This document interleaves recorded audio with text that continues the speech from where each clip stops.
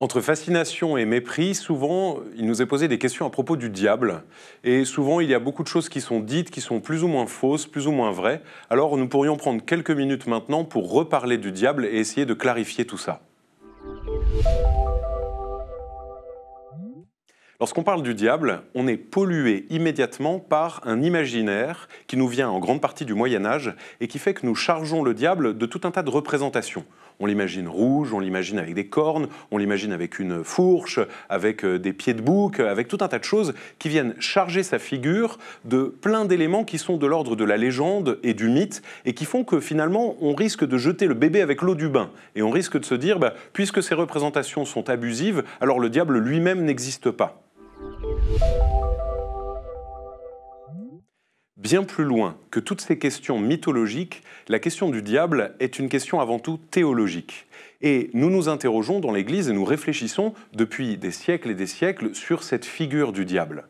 Et on a toujours cette tendance à croire qu'il s'agit d'une espèce de Dieu, à l'inverse du Dieu du bien, il y aurait ce Dieu du mal qui serait coéternel à Dieu et qui lutterait contre lui. Ce qu'il faut comprendre, ce qu'il faut admettre, et ce qui est la foi de l'Église, c'est que le diable n'est pas un Dieu, le diable n'est pas de Dieu, le diable est totalement différent de la divinité, il est une créature. Et c'est avant tout cela qui constitue notre discours sur le diable. Il est un ange, c'est-à-dire une créature de Dieu, qui s'est tournée vers le mal. Il n'est pas un Dieu du mal, il est une créature bonne, voulue bonne par Dieu, mais devenue mauvaise par son propre choix. Et de ce fait, il agit pour le mal sans cesse, et il agit à distance de Dieu, mais pas contre Dieu, car il est infiniment en dessous de lui. Alors on se pose toujours la question de la réalité de l'existence du mal et on se demande est-ce que c'est finalement une figure inventée, une figure brodée ou est-ce qu'il est vraiment existant ? Et l'Église, depuis toujours, considère que réellement cet ange, c'est-à-dire cette substance séparée, c'est-à-dire cet être sans corps, comme tous les autres anges, existe réellement. Cependant, la question qu'on peut se poser, c'est est-ce qu'il s'agit d'une personne ? Et c'est là que la réflexion sur le diable est importante, parce qu'elle nous permet de réfléchir à ce qu'est une personne.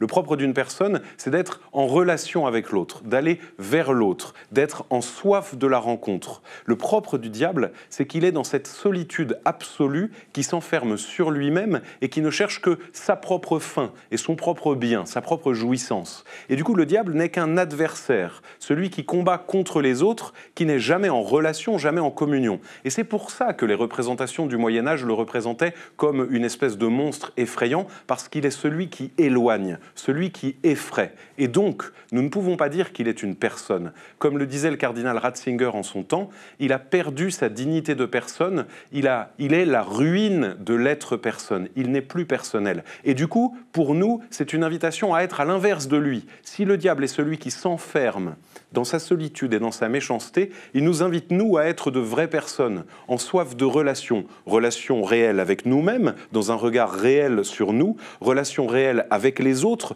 dans l'amour et dans la communion, et relations ultimes avec Dieu, qui nous permet d'aller vers le vrai bien, c'est-à-dire à distance de nous, vers celui qui nous a créés et qui nous aime. Voilà réellement l'intérêt de réfléchir sur le diable, c'est qu'il nous permet de nous recentrer sur ce pourquoi nous sommes faits, c'est-à-dire aller vers Dieu.